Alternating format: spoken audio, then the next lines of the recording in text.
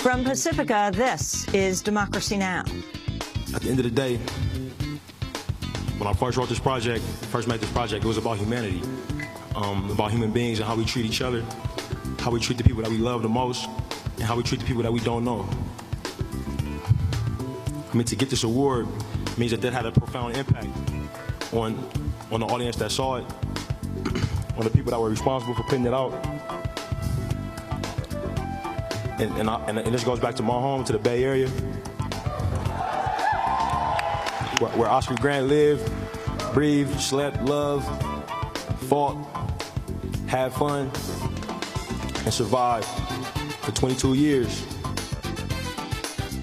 A dramatic film called Fruitvale about the 2009 police killing of Oscar Grant in Oakland takes top honors at the Sundance Film Festival. Rick Rowley and Jeremy Scahill's film Dirty Wars wins Best Cinematography for a U.S. documentary. We were the first Americans that a family there had seen since the Americans kicked their door in and killed half their family. And they invited us in, and they shared the most difficult story of their lifetime with us, because we promised them we'd do everything we could to make their story heard in America. And so I have to thank Sundance for letting us keep that promise. Today's exclusive extended broadcast interview about Running from Crazy, a new film about Mariel Hemingway, the granddaughter of Ernest Hemingway. I think for me, who's been running from crazy my whole life, to realize that that's not a choice for me, even though I've had suicidal thoughts in the past, wow, it was so clear that it's not acceptable in my life, you know, which was a wonderful kind of realization. We speak with Mariel Hemingway and two-time Oscar-winning filmmaker Barbara Kopple about the Hemingway family history of mental illness and the suicides of 7 relatives, including Mariel's sister, supermodel Margot Hemingway, and her grandfather Ernest. All that and more coming up.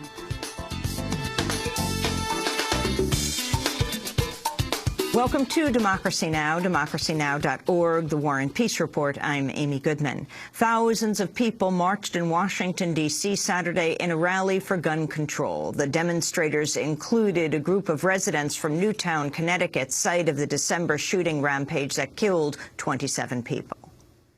I've watched the news on other tragedies, and shame on me for just sitting there and being upset and not deciding it was time to change. I've always said, oh, it's so horrible that they weren't able to get to that individual and help them before that seemed like the answer to their pain, to go out and tear apart a community. And now it happened in my backyard. It's time. It's got to change. My sister was killed by a bullet to her heart 20 years ago, and so all of the things that have been happening have really resonated with me. And it really makes me happy to know that finally there's movement on gun control, because everyone's been so apathetic for so long. It really seems like an important time for us all to stand together and keep moving forward on it. So that's what brought me out. Senate Democrats formally unveiled their bid to reimpose the assault weapons ban last week. The bill's chief sponsor, Senator Dianne Feinstein of California, says she's received assurances it'll come up for a vote, though whether it has enough support to pass remains to be seen. A retired CIA agent who blew the whistle on the agency's Bush-era torture program has been sentenced to 2.5 years in prison. John Kiriakou admitted to a single count of revealing the identity of a covert officer under a plea deal that saw prosecutors drop charges brought under the Espionage Act. Kiriakou was the first CIA official to publicly confirm in detail the Bush administration's torture program, describing the waterboarding of al-Qaeda operative Abu Zubaydah in a 2007 interview with ABC News. He also is the first CIA official to be jailed for any reason relating to the torture, even those who carried it out. Outside the courthouse, prosecutor Neil McBride called Kiriakou's sentence a warning to other whistleblowers. As the judge just said in court, today's sentence should be a reminder to every individual who works for the government, who comes into the possession of closely held, sensitive information regarding the national defense or the identity of a covert agent, that it is critical that that information remains secure. and not spill out into the public domain or be shared with others who don't have authorized access to it. The judge in the case, Leonie Brinkema, told Kiriakou she would have sentenced him to more jail time if not for the limits imposed by the plea deal. Kiriakou's supporters, meanwhile, say he's been unfairly targeted in the Obama administration's crackdown on government whistleblowers. In a statement urging President Obama to commute Kiriakou's sentence, a group of signatories, including attorneys and former CIA officers, said, quote, Kiriakou is an anti-torture whistleblower who spoke out against torture because he believed it violated his oath to the Constitution. Please, Mr. President, do not allow your legacy to be one where only the whistleblower goes to prison, they wrote. Speaking after his sentencing, Kiriakou thanked what he said were a number of intelligence officials who supported his cause. I would like to thank the dozens of former and active duty CIA officers and FBI agents and assistant U.S. attorneys who rallied to my side, although most of them had to do so privately. I thank them for their cards, their emails, their donations to my defense fund. It was their friendship and the support of my friends and family that really got me through this. John Kiriakou will remain free until ordered to begin his 30-month sentence. He'll be on Democracy Now! Later this week. Tune in. In other whistleblower news, the Obama administration's reportedly intensifying its investigation of current and former government officials accused of leaking information about a major cyber weapons operation against Iran. The Washington Post is reporting the White House's increasing pressure on those suspected of disclosing the cyber attack known as Olympic Games, which has been used to sabotage the computer systems at Iran's nuclear facilities. The program became publicly known after it accidentally unleashed a computer worm known as Stuxnet across the global internet. Investigators are said to have extensively analyzed the phone and email records of government officials and even confronted them directly about their alleged contacts with journalists. The U.S. cyber campaign in Iran is believed to be the first sustained effort by one country to destroy another's infrastructure through computer attacks. The Justice Department, meanwhile, has quietly launched a separate investigation into leaks about the disruption of an al-Qaeda-linked bomb plot in the Arabian Peninsula. The news comes as the Washington Post also reports the Pentagon has now authorized a drastic expansion of its cybersecurity force to carry out operations such as Olympic Games. The move will increase the U.S. cybersecurity force fivefold to more than 4,900 military personnel and contractors. A bipartisan group of senators has reached an agreement on a framework for a proposal on immigration reform. According to Politico, 8 senators, including Republican Marco Rubio of Florida and Democrat Charles Schumer of New York, will propose a path to citizenship for undocumented immigrants that would be contingent on increased spending for border security and the tracking of those without papers. President Obama is expected to formally unveil his immigration proposal on Tuesday. French and Malian forces continue to make advances in their offensive to unseat Islamist rebels from Mali's north. Over the weekend, the France-Mali operation took control of the key towns of Gao and Timbuktu, sparking scenes of celebration in the streets. The U.S., meanwhile, has confirmed plans to expand its military support to French soldiers in Mali. The Pentagon says they'll now provide aerial refueling and aircraft to allow for a speedier deployment of troops to the battlefield. The Obama administration's gone ahead with the military support despite concerns around the violation of U.S. laws barring military assistance to governments that came to power through a coup. At the United Nations, Refugee Agency spokesperson Melissa Fleming issued an appeal for more aid to Mali and said civilians in the north are reporting ongoing abuses by the rebels.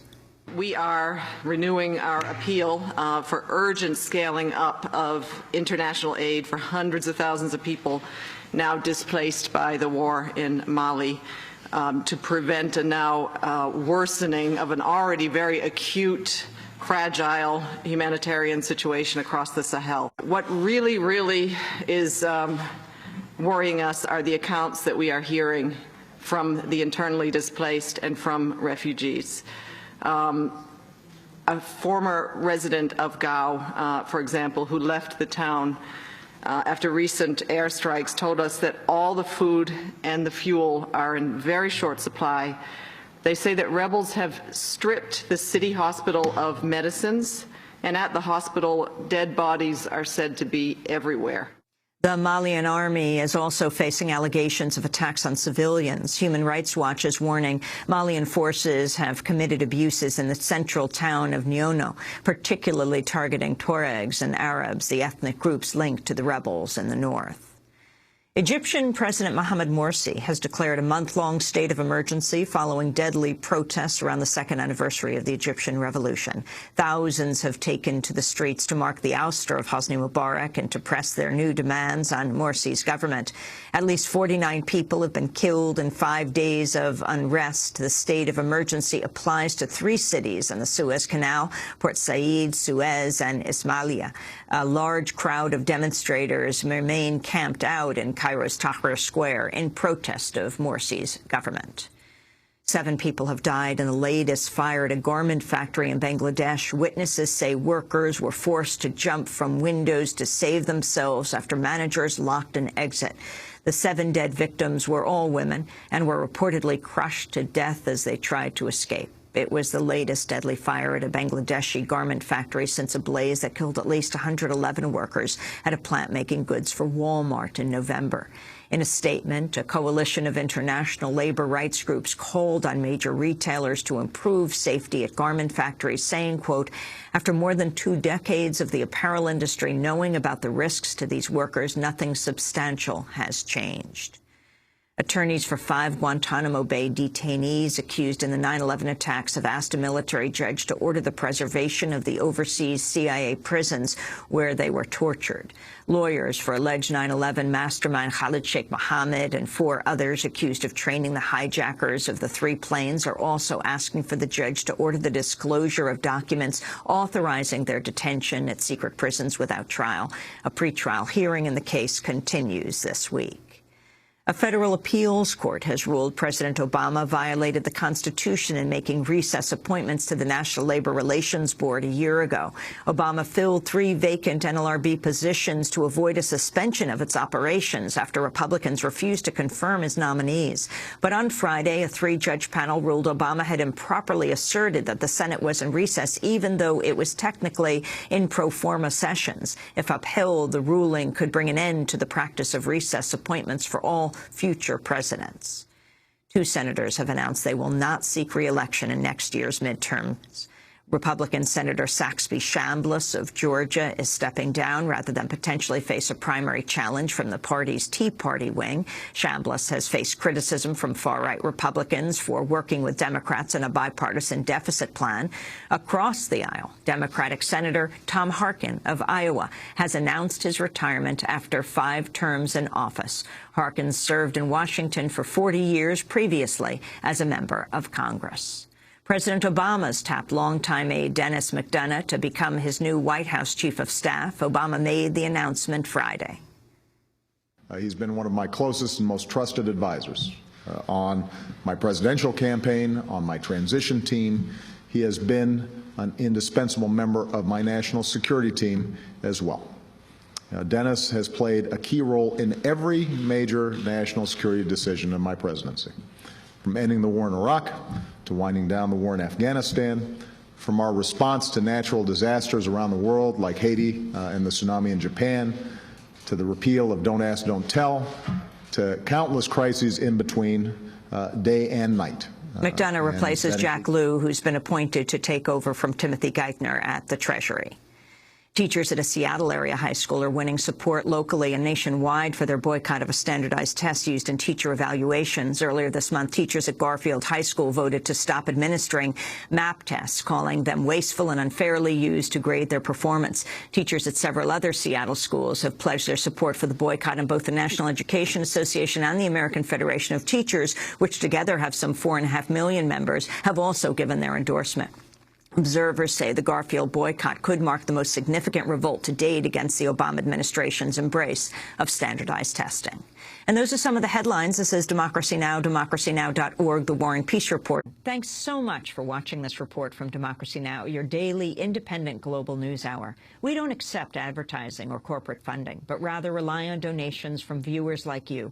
Please make your contribution by visiting democracynow.org. We need your support today to keep bringing you this hard-hitting, in-depth reporting.